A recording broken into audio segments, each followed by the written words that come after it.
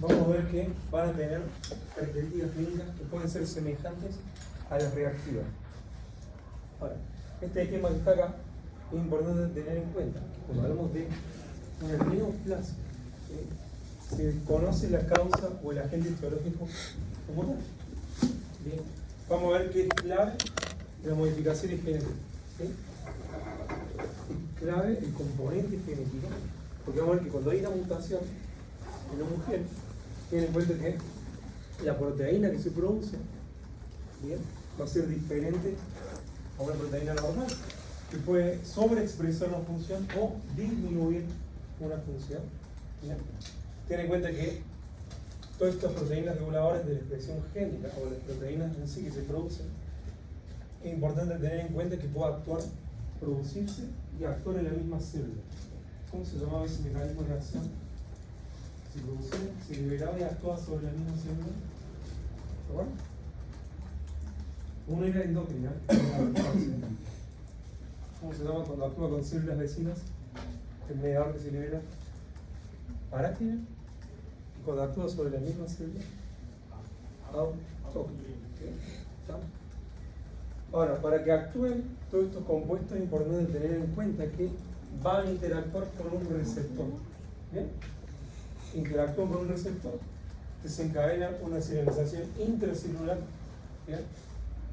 Esta señalización intracelular puede llevar a cabo movimiento a nivel del citoesqueleto. Si hay un movimiento del citoesqueleto, ¿qué es el citoesqueleto?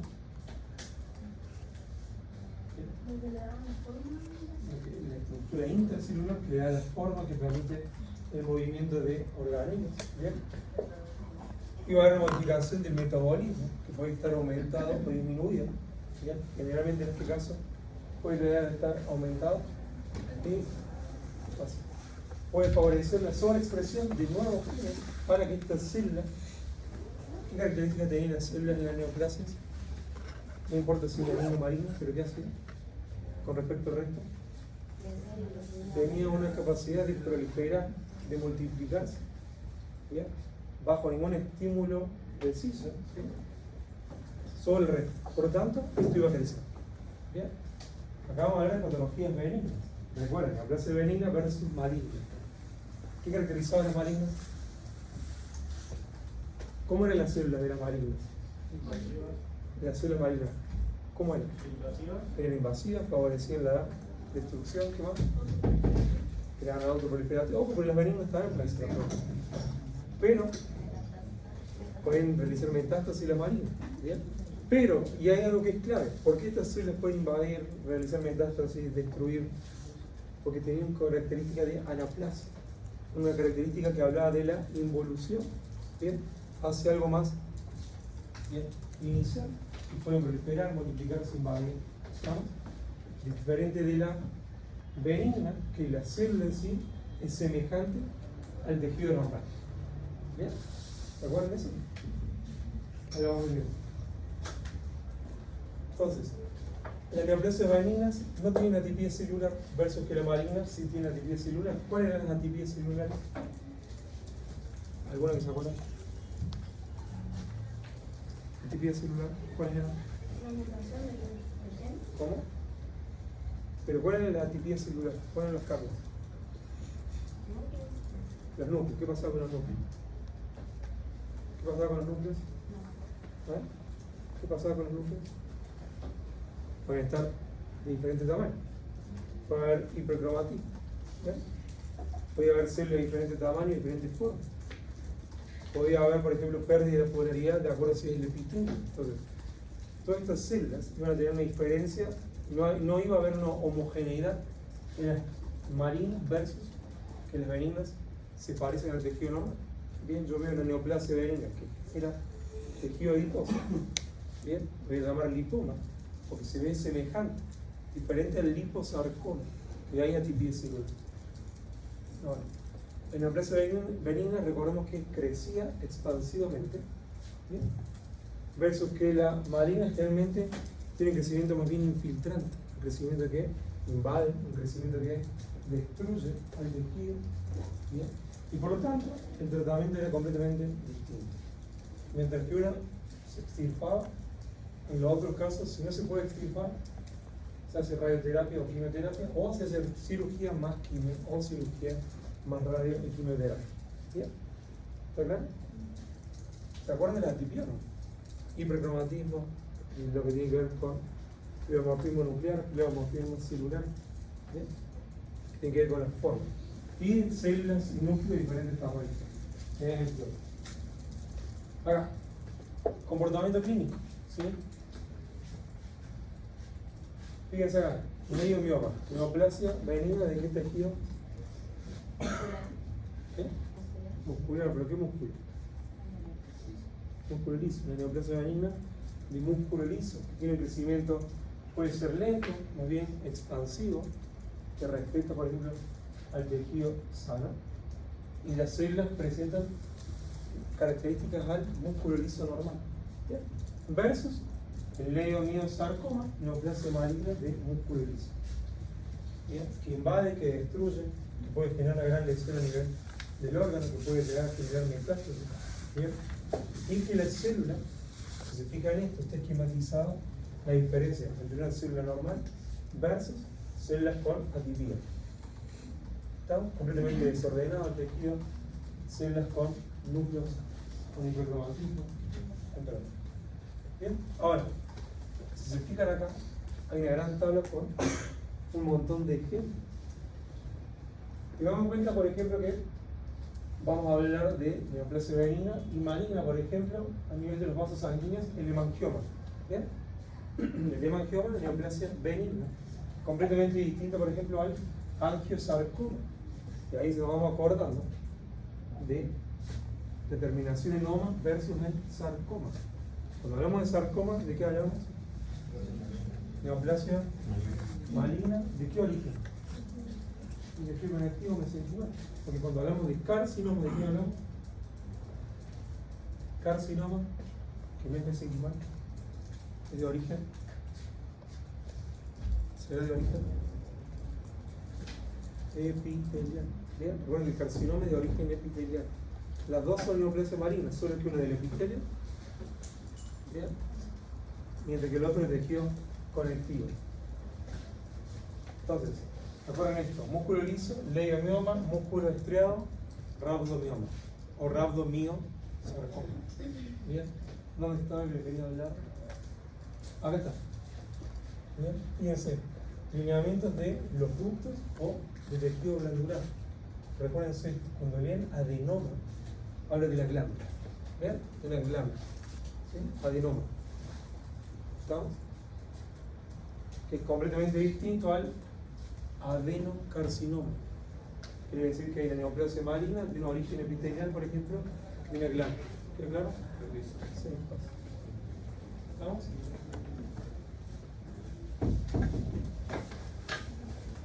Ahora, esto es importante tener en cuenta. ¿Qué ha sido P53? ¿Cómo hacía? Ahí no sé lo que tiene el ciclo celular. ¿Y qué pasaba? ¿Qué se ensaba? ¿En la falla? ¿En la falla dónde? ¿Las mutaciones de genes? ¿Dónde? ¿Sabes el gorro acá? Una mutación genética, es un daño en el DNA. ¿Bien?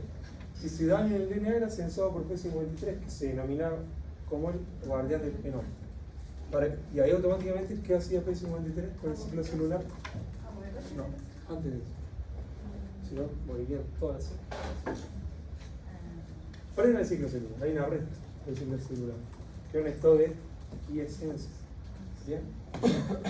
La quiescencia era cuando se frenaba de manera temporal. ¿Bien? Eso es quiescencia. Se frena. ¿Y ahí qué pasa? Antes de la apostasis, ¿qué va a buscar P53? Que ya, si ya frena el ciclo, ¿por qué? Hay una falla genética que frenó el ciclo celular para que se replique. ¿Bien? Pero ¿para qué más va a buscar? Que se repare esta falla genética, se repare esta mutación. ¿Bien? Si se repara, continúa el ciclo celular. Es decir, si no se repara, hay dos opciones. Una, apoptosis. ¿Bien? Y la otra, que queda en estado de senescencia. ¿Cuál es la diferencia entre la senescencia versus la otra? De la quiescencia. ¿Está bueno también? Para que no se olviden, en estado de quiescencia en un arresto temporal. ¿Bien? Y la senescencia, para que no se olviden, de siempre. Bien, que es un estado permanente de G0. Ahora, ¿qué pasa si está mutado P53? ¿Qué les parece? ¿Se va a censar el daño? ¿Se censará el daño? ¿El DNA? ¿La mutación? No. Por lo tanto, es la célula que se va a multiplicar con un daño y va a permitir que puedan seguir incorporando nuevas mutaciones. ¿Vamos bien? ¿Dudas hasta acá? ¿Preguntas? Ahora, ¿qué hacía esto? I65 o KI67, luego el marcador nuclear de inmunohistoquímica. ¿Qué hacía? Lo vimos también. Fue el marcador nuclear que me permite determinar cuál es la célula que está multiplicando. ¿Bien? ¿Cuál es la célula que está proliferando? Por lo tanto, me ayuda a saber si, ¿qué les parece? Si en una neoplasia tengo el 95% de KI67 positivo. ¿Qué les puedo estar diciendo? KI67 positivo en el 95% de la neoplasia.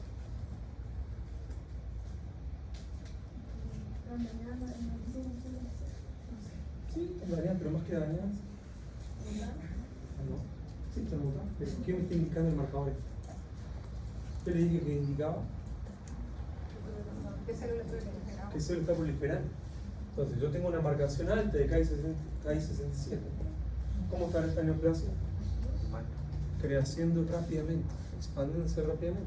Por lo tanto, el pronóstico no es bueno para el paciente. ¿No entiendes?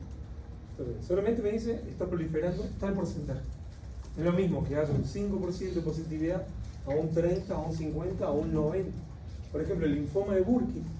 ¿Se acuerdan del linfoma de Burkitt? ¿Que alguna vez lo vimos? Sí, muy bien. No, que sí. Así. O despierto. El linfoma de Burkitt tiene un crecimiento sumamente rápido. Por lo tanto, el KI67 generalmente da superior al 90%. ¿Bien? Entonces, obviamente tiene un crecimiento sumamente agresivo. Ahora, la molécula es importante tener en cuenta. Fíjense, epitelio, ¿qué produce el epitelio querático? Bien, es importante a tener en cuenta. Histopatológicamente hablamos de carcinoma, recuerden eso. Mesenquimático, bimentina, hablamos de sarcoma. Bien. Muscular, desmina, neuronal, neurofilamento. Y vamos a tener distintos tipos de tumores. ¿Sí? ¿Vamos bien hasta acá? Como día el lunes a las 8:10, el 4 de marzo. Ahora, esto que está acá son marcadores fundamentales que me van a permitir a mí reconocer cuál es el subtipo celular que está proliferando. ¿Cuál es la tinción de rutina? ¿Cuál es la tinción de rutina en la biopsia? De hematoxilina ácida, que me permite ver las características morfológicas de la célula, del tejido. ¿Bien?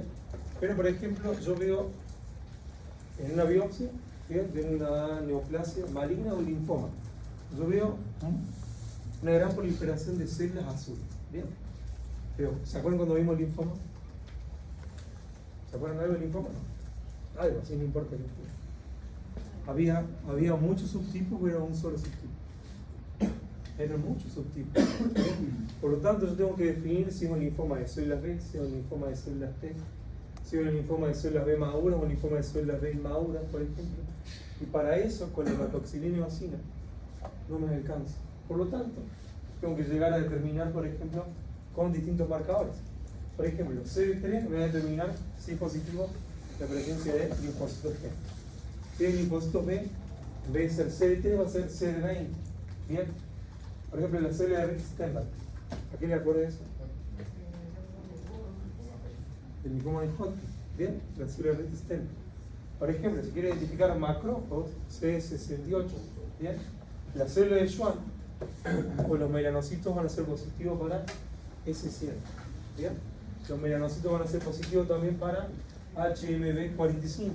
Bien, ahora, esto es importante tener en cuenta. ¿Cuándo pedirían esto? Comparado a lo que vimos antes, estos dos juntos, AE1, AE3. ¿Qué les parece? estos dos. Pero esto es para inmunohistoquímica. Estoy diciendo nervioso. ¿Para qué pedirían estos dos? O vamos para acá. ¿Para qué pedirían esto? El último. Que viene el primero. ¿Qué tejido me va a reconocer? Tejido conectivo, tejido mesenquimal. Me va a decir que la neoplasia que está proliferando es de tejido conectivo y no epitelial. O al inverso, me va a decir que estos dos, que es la pancitoqueratina, que se llaman estos dos juntos, me van a ver que es una neoplasia epitelial y no de tejido conectivo. ¿Bien? Entre otros que tenemos. Esto obviamente me va a identificar la célula muscular. ¿Sí? Entonces, ¿queda clara la utilidad de esto? ¿Sí?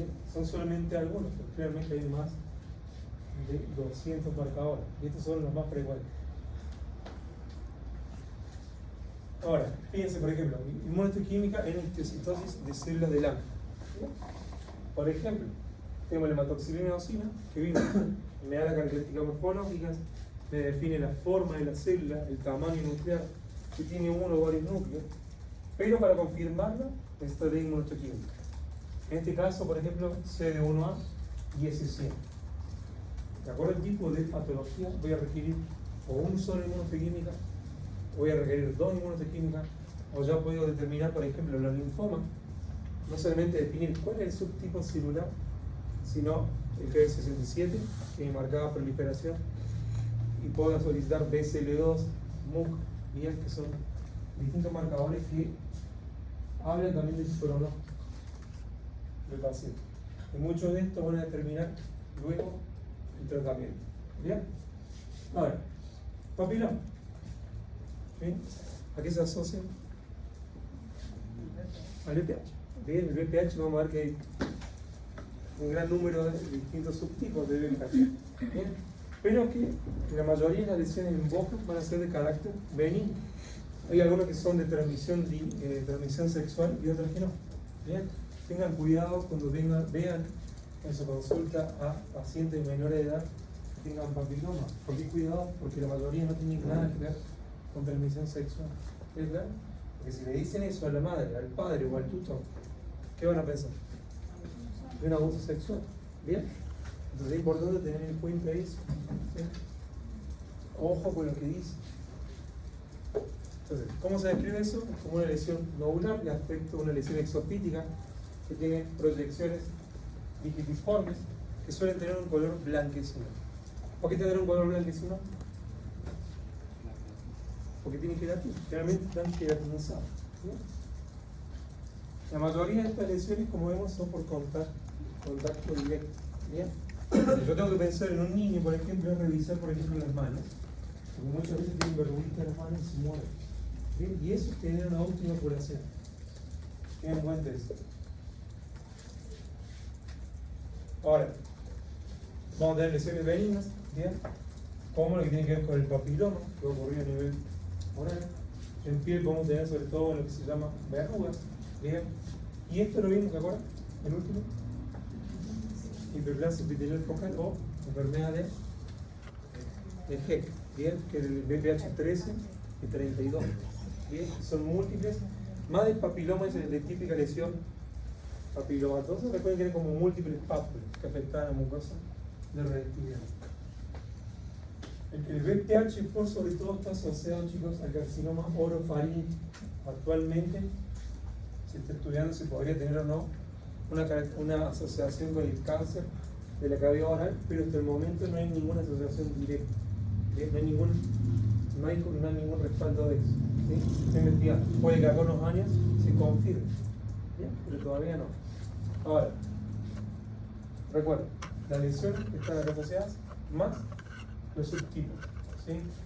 Por ejemplo, el 6 y 11 generalmente se asocia a lesiones benignas, VPH 6 y 11.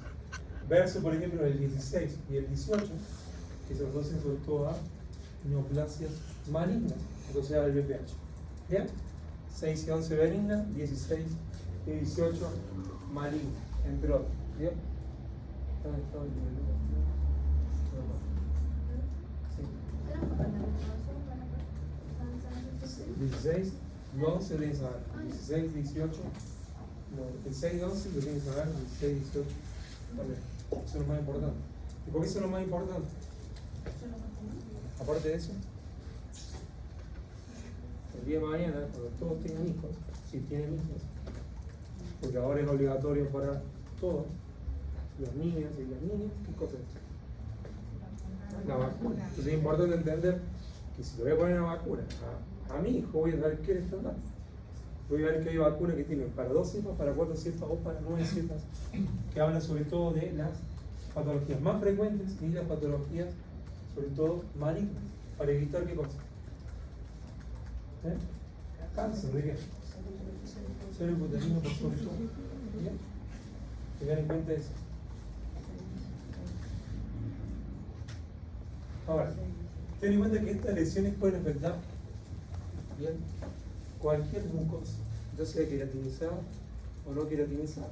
Bien, ten en cuenta que principalmente se van a dar en el labio, principalmente se van a dar en lengua, cara ventral o dorso de lengua. Bien, se puede dar en paladar. Bien, se puede ir por contacto estrecho, por lo tanto, ahí uno puede cambiar un poquito o sospechar de cualquier hábito. Ahora,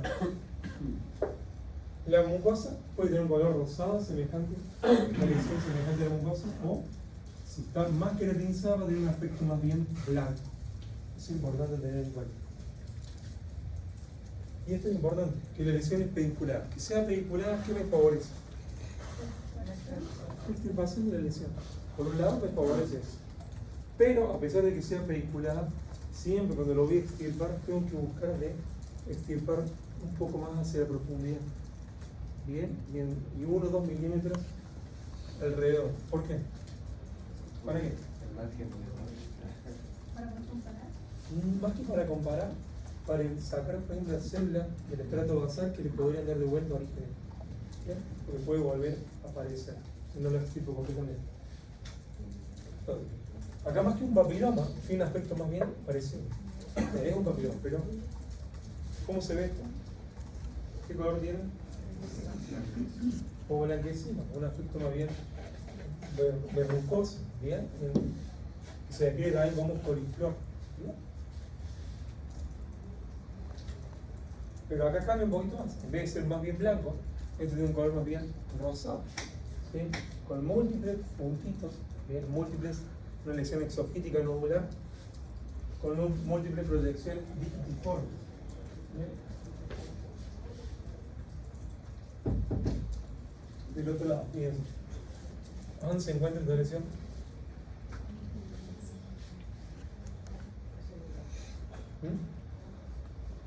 ¿Dónde se encuentra?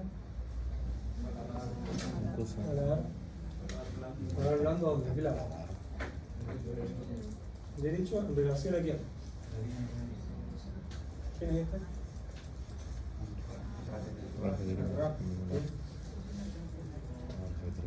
Ahora, bien. Entonces, dijimos que iba a haber una hiperplasia epitelial. ¿Qué era eso? Cuando hablamos de hiperplasia era va a haber un aumento en el número. Exacto. Que este aumento del número celular va a desencadenar un aumento de volumen. ¿Bien? Acá hay un aumento del número de las células epiteliales. Hay una hiperplasia epitelial. Vamos a ver que estas proyecciones se ven clínicamente como dedos de guante que se describen. En la histopatología se ve lo mismo. Si se fijan, ¿qué es esto? Esto es el epitelio, lo que se ve vaso. ¿Y esto? Tejido conectivo. ¿Y qué hará el tejido conectivo? ¿Qué brinda el tejido conectivo? ¿Qué cosa? No, porque no duele. Pero puede doler, porque el tejido conectivo que tiene vasos, tiene vasculatura, el nervio basal. Recuerden que el tejido conectivo le da sostén al epitelio. Entonces, lo acompaña porque si no hubiera tejido conectivo, ¿podría seguir proliferando? No. ¿Ya? Se necrosaría. ¿Y acá? Ahora, esto hablamos los otros días también. ¿Cómo se llaman esas células? ¿Qué eran con C? Coilocitos. ¿Qué eran los coilocitos? Eran las células epiteliales infectadas. Y se ven con el núcleo central, hipnótico, bien basófilo, rodeado por un halo blanquecino. Y eso es un signo de la infección por VPH. ¿De acá? Obviamente, vamos a encontrar múltiples de estos coilocitos en esta lesión. Ahora, volviendo al tema de cáncer. A nivel orofaringeo hay una relación estrecha entre cáncer orofaringeo y el VPH. ¿Bien? Cáncer orofaringeo y VPH. A nivel del cáncer de la cavidad oral, no hay hoy en día una asociación directa confirmada. ¿Bien? Eso es importante. En el cáncer oral no hay confirmación directa asociada. ¿Sí? ¿Qué pasa? A nivel orofaringeo, ¿bien? De la orofaringeo, que es el sector posterior de la cavidad oral, está asociado, está confirmada la asociación. A todos los pacientes que tienen cáncer orofaringeo les solicitan marcadores de VPH como P16. ¿Bien? Al salir P16 positivo, se sabe que tiene mejor pronóstico, mejor respuesta al tratamiento y hay una asociación directa con el VPH. Diferente a los P16 orofaringeo negativos. Pero pronóstico, mejor respuesta al tratamiento. ¿Bien? A nivel de la cavidad oral, por ejemplo, cáncer de lengua, no hay una asociación hoy en día directa con respecto al VPH. Hoy, de acá, capaz que a 2 años, a 1 año, a 5 años, si confirma esa relación. ¿Verdad? Pero hoy en día no está confirmado. ¿Sí? Hay ciertos estudios que dan indicio de que sí y otros que todavía no pueden confirmar. Ahora, tengan en cuenta que el contacto con el VPH, ¿bien? Es desde afuera hacia adentro, es por el contacto, ¿bien? Por lo tanto, tengan en cuenta que lo primero que entra en contacto es el estrato córneo, ¿bien? O sea, el estrato de la queratina. ¿Bien? Y esas capas superficiales, estos viriones, van a llegar desde la superficie hacia el estrato basal. ¿Bien? Y eso es clave. ¿Por qué será clave que se infecten las células del estrato basal? ¿Qué características tiene? ¿Qué características tiene?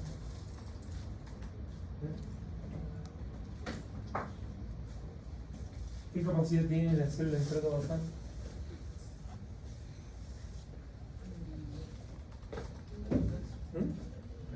De replicarse, porque la célula que se replica es la célula del estrato basal. ¿Bien? Y acá hay replicación del epitelio, ¿sí o no? ¿Sí o no? Sí. Por eso crece el epitelio. Entonces, se infecta la célula del estrato basal y ahí van a favorecer que se multiplique. ¿Cómo se llaman las proteínas fundamentales del VPH? Aquí la vimos. Era con E y 2 números. E6 y E7. Y ya vamos a ver eso. Vimos que las cepas, por ejemplo, 6 y 11 eran asociadas a lesiones malignas o benignas. 6 y 11. Benignas. Pero también mencionamos que la 16 y la 18, más que benignas a las lesiones malignas. Bien, y eso tiene que ver con qué? Con esto. Bien. Tiene que ver con que, por ejemplo, las células, las cepas, asociadas a lesiones benignas, ¿bien? Tienen menor expresión de 6 y de 7. Bien. Suelen encontrar un estado más bien episomal. ¿Qué quiere decir que sea episomal? Que no se van a integrar completamente al núcleo. No se van a integrar al núcleo. Versus las cepas asociadas a cáncer, por ejemplo 16, 18, entre otras, tienen gran capacidad de el virus asociar su información con el núcleo, ¿bien? Y favorecer esto, que se exprese S6 y se exprese E7. Esto es importante que lo repasen. ¿Qué hacía E6? ¿A quién inhibe? A P53. Si inhibe a P53, ¿qué pasaba? Proliferación. ¿Cómo? Proliferación. Más que proliferación, ¿qué pasaba con el daño del DNA? ¿Se censaba? No. Por lo tanto, una célula que está mutada y se replica. Inhibe a P53, pero incrementa la expresión de las telomerasas. ¿Qué hacen las telomerasas? ¿Sí? Pero acá, más que eso. ¿Qué pasa con la replicación celular y los telómeros? Se iban recortando. ¿Y eso es que favorecía? Que llega un punto que se siente como un daño celular y la célula muere por apoptosis. Es decir, limitaba la cantidad de veces que una célula se puede replicar. ¿Bien? Por lo tanto, E6 al estimular TER, que tiene que ver con la expresión de las telomerasas, ¿bien?, evita que se corten los extremos de los telómeros. Por lo tanto, ¿qué favorece esto? Que se pueda replicar, que favorezca la inmortalidad celular.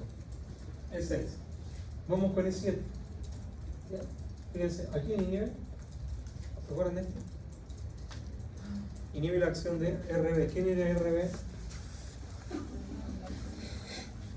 ¿Quién era? Retinoblastoma. ¿Y retinoblastoma qué hacía? Don Robbins, ¿qué sabrá Don Robbins de eso? Recuerden que secuestraba al factor de transcripción E2F cuando estaba activo. Al inactivarlo, ¿bien?, lo liberaba y permitía que la célula entre en el ciclo celular. No es lo mismo que entre en el ciclo celular por un factor de crecimiento a que entre en un constante ciclo celular al inhibirse el retinoblastoma asociado a E7, que va a ser una célula que va a estar constantemente multiplicándose. Bien, así que repasen esto de el querido Robbins. ¿Vamos bien hasta acá? Entonces, el diagnóstico de esta lesión es clínico. Clínico. Veo, observo, puedo palparlo, puedo buscar si hay una lesión pedicular, una lesión exofítica. Y el tratamiento se extirpa la totalidad de la lesión. Por más que yo sepa que es un papiloma, ¿qué hago con esto? ¿Lo tiro a la basura? No, por lo que yo saco, frasco de biopsia, se estudia. ¿Estamos acá? Ahora, el otro era epitelial, acá vamos a hablar de tejido mesenquimático, tejido fibroso. La clase pasada vimos uno que se denominaba como parecido a esto. Irritativo. ¿A qué se asociaba? Trauma. ¿Bien? Pero este no tiene nada que ver con el trauma y se denomina fibroma verdadero. Es una neoplasia benigna de fibroblastos que la verdad que es raro en boca, pero bien, se confunde fácilmente con un fibroma irritativo. Solo que, por ejemplo, va a aparecer, por ejemplo, el paladar. Puede aparecer en paladar, que obviamente hay factor traumático prácticamente inexistente. ¿Bien? Ahora, características clínicas: va a ser un nódulo, ¿bien?, puede tener un color rosado semejante a la mucosa. ¿Bien? Vamos a ver que, de acuerdo si hay una zona de trauma, la superficie puede estar ulcerada. ¿Bien? Eso es importante tener en cuenta. Entonces, mientras que el fibroma irritativo hay un estímulo que está generando la proliferación celular, ¿bien?, no hay un marcador de Ki67, mientras que este hay una mayor marcación de Ki67. ¿Qué hacía este marcador? ¿Qué me decía? Marcador mundial que indicaba que la célula está proliferando. ¿Bien? Acá, por ejemplo, vamos a ver mayor cantidad de fibroblastos versus que en esto va a haber mayor cantidad de fibras colágenas y no tanto fibroblastos. Bien. Entonces yo acá encuentro sobre todo un factor irritativo, mientras que en este generalmente cuando se presenta muchas veces no está ese factor irritativo. Acá va a haber un factor irritativo que les parece. ¿No? Bien. Obviamente esto puede tener un gran tamaño, puede tener un gran tamaño. Y lo que vamos a observar es un gran número de fibroblastos. Va a haber obviamente fibras colágenas, porque si hay fibroblastos va a haber fibras colágenas, pero un gran número de fibroblastos. ¿Sí? Ahora, el diagnóstico definitivo de esto, en vez de clínica, principalmente es con la histopatología. Porque de acuerdo a la ubicación puedo sospechar que es un fibroma irritativo, pero con la biopsia voy a confirmar que es un fibroma verdadero. Recuerden que hay más número de fibroblastos que de fibras colágenas, a diferencia del fibroma irritativo. ¿Se extirpa?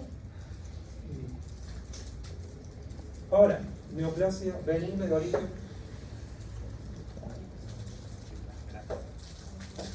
adiposo.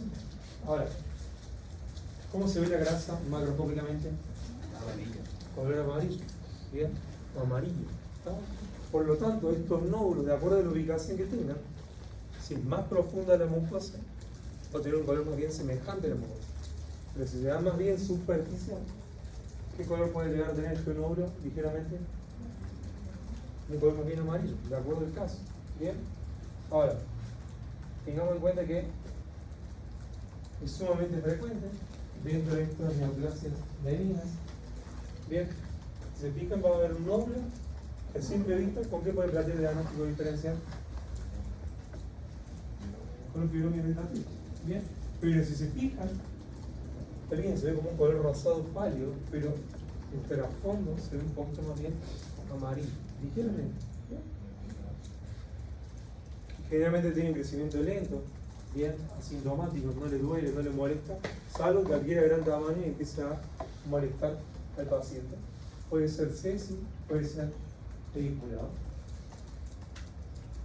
puede adquirir gran tamaño como el que vemos acá. Bien. Obviamente se extirpa la lesión y de vuelta, chicos, se manda a biopsia. ¿Qué base tiene esto?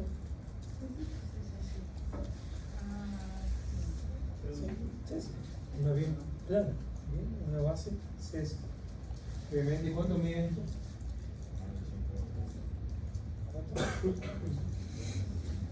¿1 centímetro? ¿Cuánto mide? ¿Cuánto? ¿En el público? 1 centímetro. ¿Cuánto mide? No me quedó claro. Que se quedó así. No, gracias. Se me quedó claro. Más de 5. ¿Cuánto es más de 5? Porque entre 1 y más de 5 hay un trecho.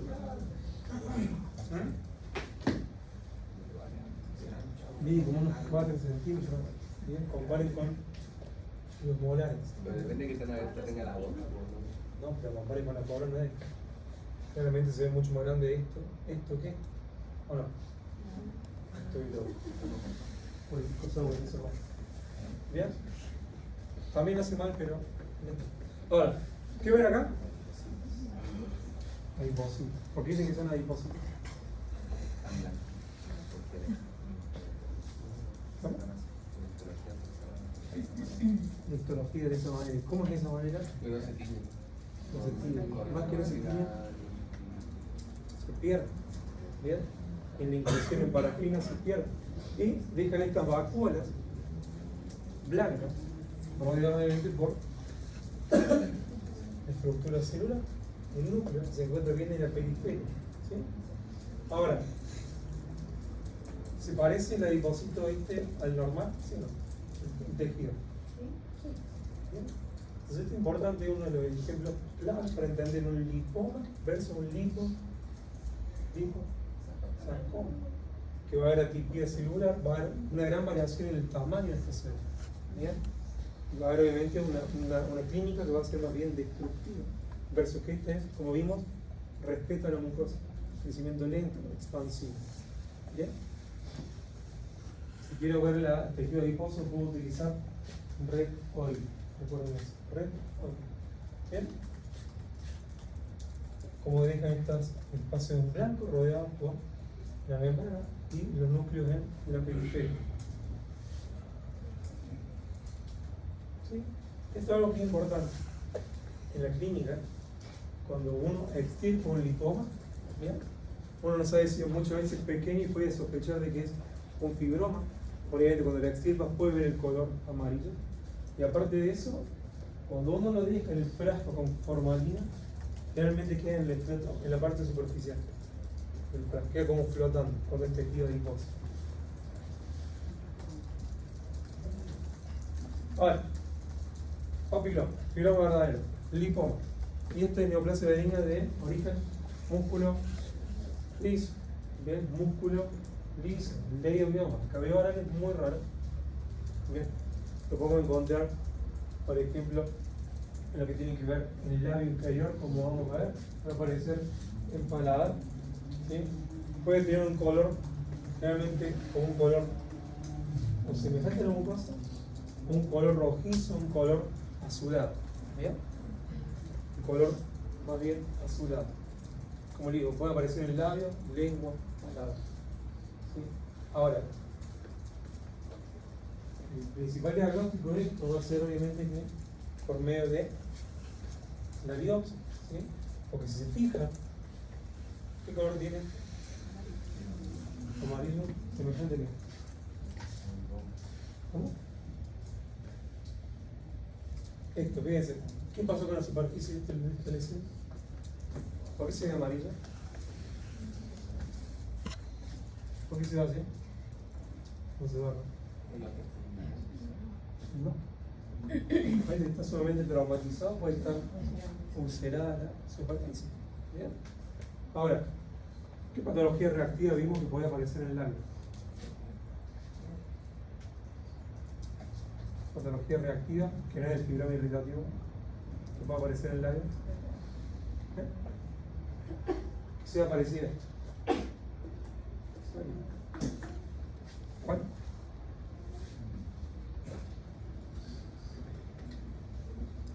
¿Se acuerdan del granuloma piogénico? Puede tener una lesión superficie ulcerada. Podríamos plantear un diagnóstico diferencial con eso. ¿Bien? Con el granuloma piogénico. Pero podría plantear un diagnóstico diferencial con el fibroma osificante periférico o con el granuloma periférico de células gigantes. ¿Sí o no? ¿Por qué no? Son densidad. Son exclusivamente densidad. El granuloma periférico de células gigantes y el fibroma osificante periférico son exclusivos de densidad. ¿Bien? Densidad. Por eso son periféricos. Pero densidad. En cambio, el granuloma piogénico puede aparecer en lengua. ¿Bien?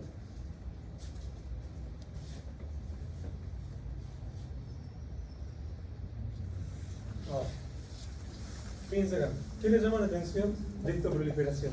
Con lo que ven acá. Es el tejido conectivo y esto es la neoplasia. ¿Qué le llama la atención de esto? ¿No? Es como una célula fusada, pero más que eso, con lo que ven en el orden. ¿Está todo desarmado? No, si se fijan, ve que es una neoplasia benigna, está bien localizada, bien circunscrita.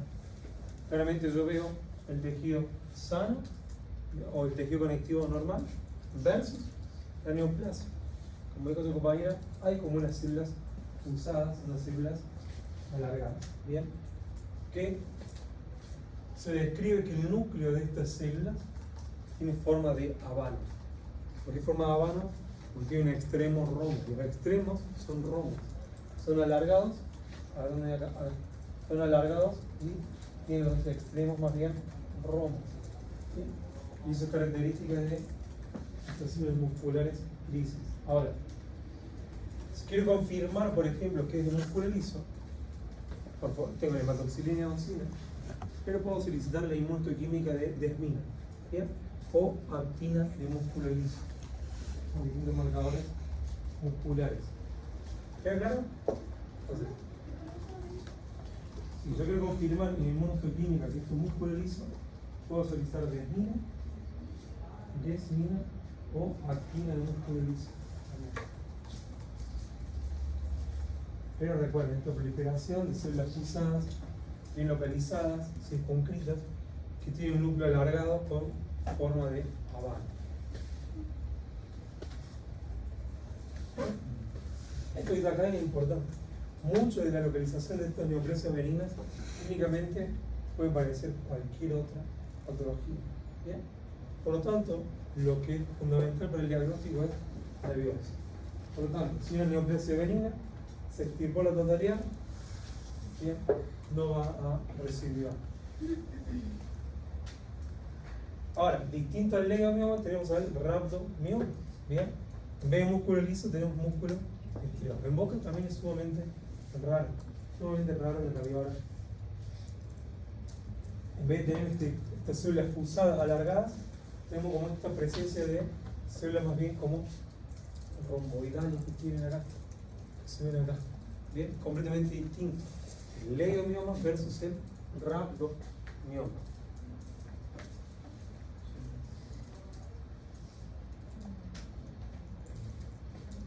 ¿Qué es esto?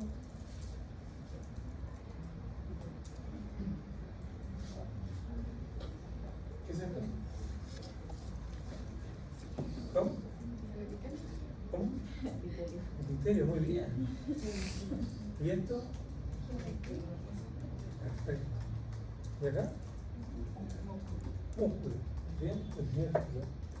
Y obviamente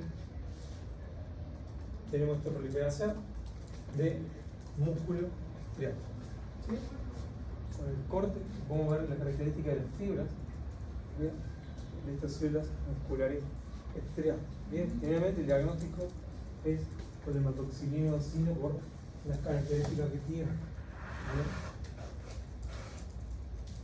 Por ejemplo, en lengua, ¿bien?, va a haber un aumento de volumen, en este caso de crecimiento lento. Claramente, clínicamente, puedo llegar a sospechar de algo de origen muscular, de algo de origen adiposo, pero la clínica es inespecífica, por lo tanto la biopsia, que esto es lo macroscópico, junto con la histopatología, ayuda a llegar el diagnóstico. Te puedo solicitar desmina, te puedo solicitar actina de músculo y me ayuda a confirmar que la célula que está proliferando, ¿bien?, es una célula muscular estriada. Entonces, como vimos de vuelta, la semiología, generalmente en esta patología, no es específica, pero el tratamiento es la extirpación. Ahora, ¿de qué va a variar esto? ¿De qué puede llegar a variar? ¿Qué dice acá abajo? Una remoción incompleta. ¿Qué entienden por recidiva? El extirpo y vuelve a aparecer. Generalmente cuando pasa eso es porque no extirpé completamente la lesión. ¿Bien? Es importante tener en cuenta eso. ¿Estamos acá? Leidomioma, rabdomioma, todo patología benigna. Ahora, vamos a hablar acá del hemangioma, la neoplasia benigna, ¿bien?, que va a la proliferación de vas en el tejido vascular. Tengan en cuenta que es sumamente frecuente en pacientes niños, sumamente frecuente en niños. Generalmente va a tener crecimiento rápido, un aumento de volumen de crecimiento rápido, ¿bien?, y que, como un hemangioma, puede involucionar. Si es patología vascular, ¿qué color van a encontrar? Color rojizo, azulado, bien, violáceo. Bien, ahora, ¿cuál es la diferencia entre esto y esto? ¿Qué les parece? Un hemangioma y una malformación muscular, ¿qué dice ahí? Ya lo vimos. Mientras que por un lado tenemos neoplasias benignas, acá tenemos obviamente alteraciones estructurales. Bien, tengamos en cuenta esto. Ahora, otra diferencia, ¿qué dice acá? Realmente suelen persistir versus ¿qué? Vemos que suelen involucionar. Esa es una característica clínica importante. Mientras que los pueden involucionar, otros van a persistir a lo largo de la vida del paciente. Bien. Entonces tenemos el hemangioma, que generalmente no está presente en el nacimiento, bien, que va a tener crecimiento rápido, pero sabemos que va a involucionar, por ejemplo. Bien. Distinto a esto, que esta malformación vascular puede estar presente en el nacimiento, como vimos, puede ir creciendo y es muy raro, bien, que la lesión involucione. Una lesión que va a crecer junto con el paciente. Mira. ¿Qué ven acá? Una lengua, bien. ¿Qué se ve en la lengua? ¿Qué color tiene eso? Fíjense que hay un aumento de volumen, lesión nodular de color violáceo azulado. Cuando yo veo un color de esto, tengo que sospechar que hay una lesión vascular. Si sospecho una lesión vascular, ¿qué puedo hacer clínicamente? ¿Cómo se llama? Con el vidrio, ¿cómo se llama eso? Vaciloscopía. Por ahí. Diascopía. Diascopía o vitropresión. Bien, yo al presionar esto, este color azulado se vuelve pálido. Eso es vitropresión positiva. Bien, fíjense, ¿qué es lo que vemos acá? Este aumento de volumen, y se ve un color violáceo azulado. Al presionarlo con este portaobjeto, se ve pálido. Eso me habla obviamente de la endoscopía positiva, es una lesión vascular. Entonces acá tengo que preguntar si pienso en un hemangioma o en una malformación vascular. Bien, no es lo mismo.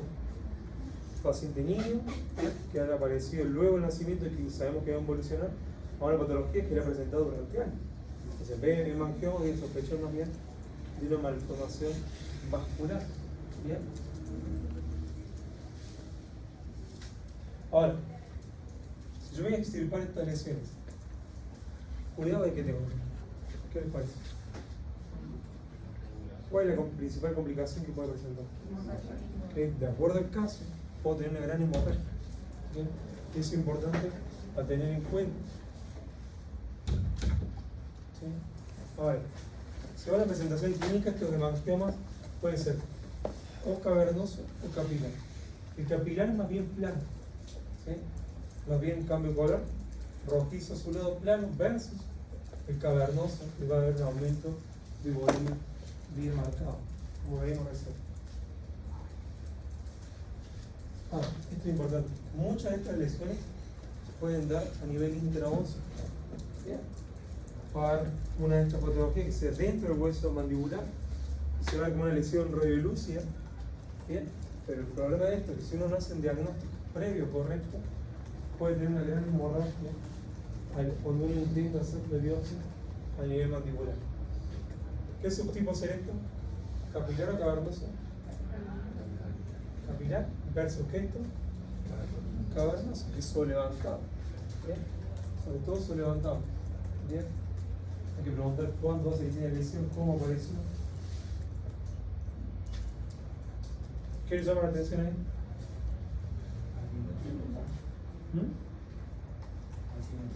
Hay una simetría facial importante. Bien. Hay un aumento de volumen a nivel del ciboma del lado derecho. Y que la imagen nos muestre, fíjense, el origen obviamente intraóseo de esta lesión. Bien.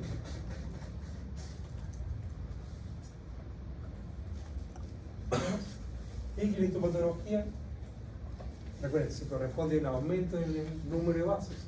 Eso va a ser la característica, una gran cantidad de vasos sanguíneos de distintos diámetros, fíjense, más grande, pequeño. Va a haber una congestión en estos vasos. ¿Cómo yo voy a saber si son vasos sanguíneos o no? ¿Qué hay en el interior de un vaso sanguíneo? Yo eso me confirma que estos son vasos sanguíneos de distinto diámetro, distinta extensión. ¿Bien? Algunos pueden tener esto.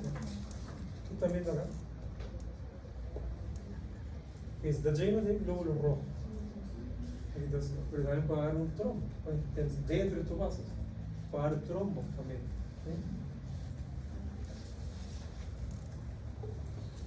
¿Qué acá?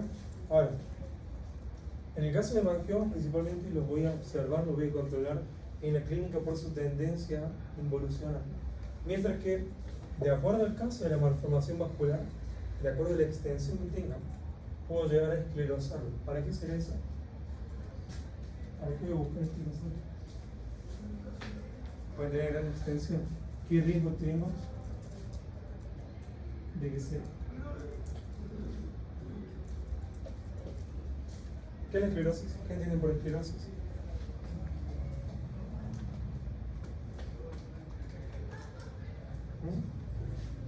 ¿Qué será la esclerosis? En vez de extirparlo, busco esclerosar. Bien, con distintos quelantes, con distintas sustancias químicas, voy a buscar que esto involucione. Bien, para luego poder extirparlo.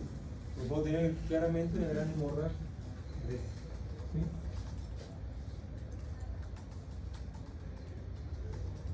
Distinto de lo que venimos viendo. Hemangioma, patología vascular, linfangioma, entonces el vasos linfáticos. ¿Qué es un amartoma? ¿Qué es el concepto de amartoma? ¿Qué será? El benigno, tiene malformación, y obviamente del tejido que se encuentra en el sitio. ¿Bien? Que corresponde al sitio en el que aparece. Revisen el concepto de amartoma. Tengan en cuenta que, a diferencia de un vaso sanguíneo, ¿cómo ven estos espacios? ¿Tienen glóbulos rojos? son vasos sumamente delgados que no tienen glóbulos rojos, que va a tener más bien la linfa. Y la linfa se da un color eosinófilo de acuerdo al caso cuando se observa. ¿Bien? Quiero identificar con inmunohistoquímica vasos sanguíneos. Se utiliza la inmunohistoquímica para podoplanina, se llama podoplanina, o D240. Ese es el símbolo de la podoplanina. ¿Bien? Algunas son superficiales para generar este aumento de volumen, ¿bien? Pero van a ver que cuando son más profundas, los límites de la lesión se pierden clínicamente. Son más bien en específico los límites, son mal delimitados. Ahora, fíjense ahí. Eso más bien se ve rojo azulado, ¿sí o no? Que hay unos puntos rojos, sí. Bien, pero esto se describe como huevo bien de rana, se le hace característica clínica. Nunca vi un huevo de rana, pero aparentemente se ven parecidos. Bien, está que uno sospecha esta malformación de esta patología linfática, que puede generar de pequeñas lesiones a generar directamente asimetrías y alterar obviamente la estructura del órgano afectado. ¿Bien? En este caso, la lengua. Fíjense acá cómo cambia el color, pero obviamente por la malformación y la característica que tiene, uno sospecha más de linfático que de vascular. ¿Qué es esto? El criterio, el G conectivo, y acá está la patología, en la profundidad en este caso. ¿Qué color tiene el contenido de estos espacios? Un blanco como pálido, un color pálido, un color ligeramente rosado, completamente distinto a lo que vimos anteriormente de vascular, que se ve rojo. Esto es un color rosado pálido, que obviamente corresponde al tejido linfático. Fíjense que las paredes de estos vasos linfáticos son sumamente delgadas, sumamente delgadas. Bien. Ahora, ten en cuenta que para el tratamiento, en algunos casos, de vuelta, se busca esclerosar para reducir el tamaño de la lesión, para luego poder extirpar. Bien, sobre todo en lesiones solamente de gran tamaño. Ahora, en caso de lesiones pequeñas, que no haya ninguna alteración funcional, el paciente puede vivir con esto. No va a haber ninguna alteración. Y ahora nos vamos a patología de origen. Para ir terminando nuestra corta clase de neoplasias benignas. Tenemos el neurofibroma. ¿Cuándo vimos neurofibroma? Con lesiones pigmentarias. ¿Cómo se llama? El neurofibromatosis tipo 1. Bien. Recuerden que la neurofibromatosis tipo 1 puede tener múltiples neurofibromas. Pero también el neurofibroma, esta neoplasia benigna, es de origen nervioso. Bien. Puede presentarse sin estar asociada a la neurofibromatosis. Bien. Estos neurofibromas va a haber células de Schwann, va a haber fibroblastos perineurales. Bien. Es importante tener en cuenta eso. Que cuando están solitarios, no siempre van a estar asociados a la neurofibromatosis. ¿Cómo es sospechar que está asociado a la neurofibromatosis? Un neurofibroma. ¿Las manchas? ¿Qué más? No, de dicho, ¿qué más? Las pecas axilares, digamos. O puede presentar más de un neurofibroma. Entonces, a partir de eso, empiezo a sospechar que el paciente tiene o no neurofibromatosis, si hay historia familiar de esta patología. Tengan en cuenta que estas lesiones, los neurofibromas pueden darse también a nivel intraóseo. Se describe que a nivel del canal mandibular y conducto anterior inferior hay un ensanchamiento de esta en la radiografía, que se describe como el trombón. ¿Alguien sabe qué es un trombón? ¿Qué es un trombón? Un instrumento de viento. Obviamente esto no es intraóseo, sino que es extraóseo. ¿Bien? Vemos un aumento de volumen, en este caso nodular, de un color semejante a la mucosa. ¿Bien? El límite bien definido. Fíjense acá. También una lesión nodular, de límites bien definidos, ¿sí? A nivel de la encía. tiene un color ligeramente rojizo. ¿Sí? Y acá tiene que ver con a nivel palatino. ¿Sí? ¿Qué puede haber afectado a esta patología? ¿Qué les parece? La erupción dentaria, ¿no? Y hay que tener en cuenta, de edad de presentación, hay que tener en cuenta si es único o si son múltiples, pero siempre tengo que buscar descartar que el paciente presente neurofibromatosis. Y histopatología. Miren, epitelio tejido conectivo. Hay una proliferación no encapsulada, pero bien delimitada, de células fusadas. ¿Bien? En algunos casos están ordenadas como estas estructuras nodulares. ¿Bien?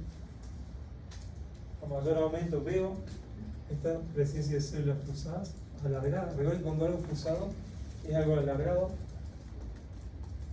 ¿Qué célula es? ¿Cuál es esta? ¿Qué le parece? O esta. Se ve más claro todavía. ¿Qué célula es esa? Puede haber muchos de estos. Son mastocitos. Son con el núcleo bien redondito, rodeado por la membrana del citoplasma. ¿Sí? Entonces va a haber células fusadas y podemos encontrar estos mastocitos. Recuerden que hay una proliferación celular no encapsulada.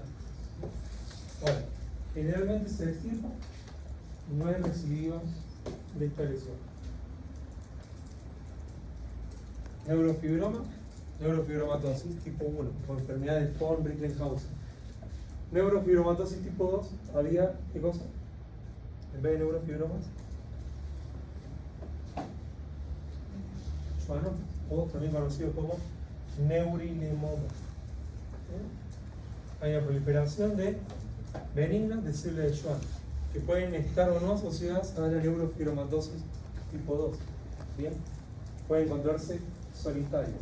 Ahora, el schwannoma, a diferencia del neurofibroma, va a una proliferación encapsulada. ¿Bien?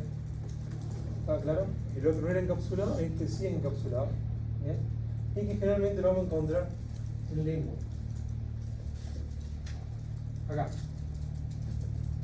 Un aumento de volumen a nivel de la lengua, pero también lo podemos encontrar en mucosa yugal, ¿bien? En la mucosa de carrillo. ¿Podrá ser un fibroma irritativo? ¿Qué les parece? ¿Podrá ser? Por el tamaño y la extensión, generalmente, y la característica clínica que veo ahí, no. ¿Bien?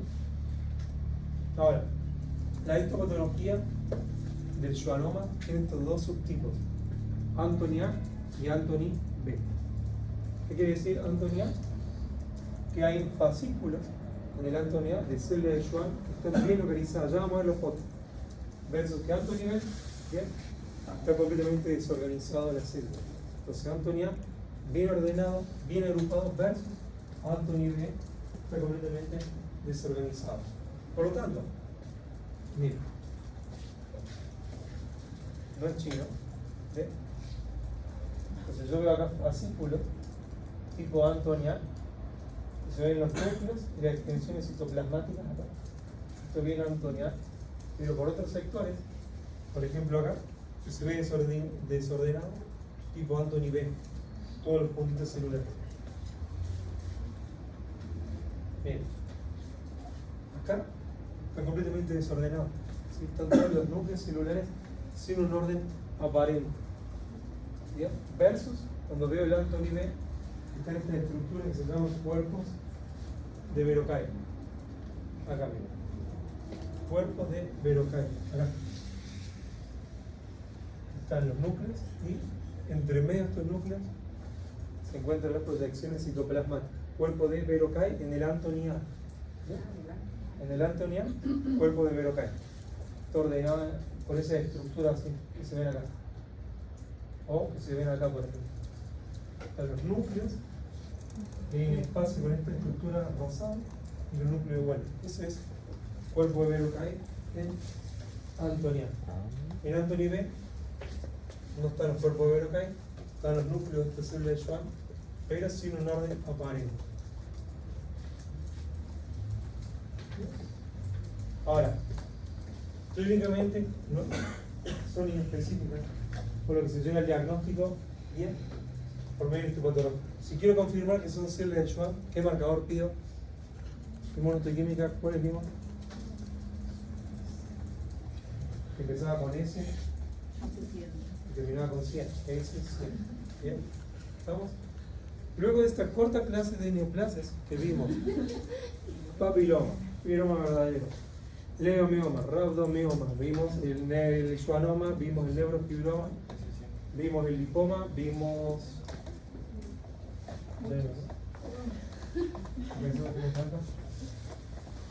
un sinfín de patologías. Como vimos, la mayoría de estos son poco frecuentes en la hora. Vimos hemangioma y vimos malformación vascular. Vimos linfangioma. Bien.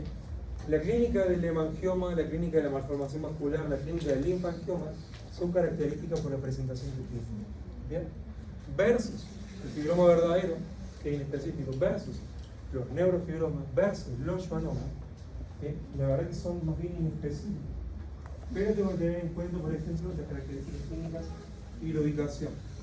Tengo que descartar que no haya un factor irritativo, ¿bien? Que no haya un factor traumático asociado a tal cosa, a esta lesión, ¿bien? Entonces, la mayoría de estos puedo tener mi sospecha diagnóstica, pero finalmente el diagnóstico lo va a dar la histopatología. Y de acuerdo al caso, voy a tener que solicitar inmunohistoquímica. Para un papiloma no voy a solicitar inmunohistoquímica, ¿ya? Pero para confirmar muchas veces, si es un leiomioma, puedo solicitarla. Si es un schwannoma, puedo solicitarla. ¿Bien? ¿Estamos? ¿Dudas acá? Sobrevivan el lunes y por favor lean este libro. ¿Bien? Aguante. Aguante, aguante. No se vayan.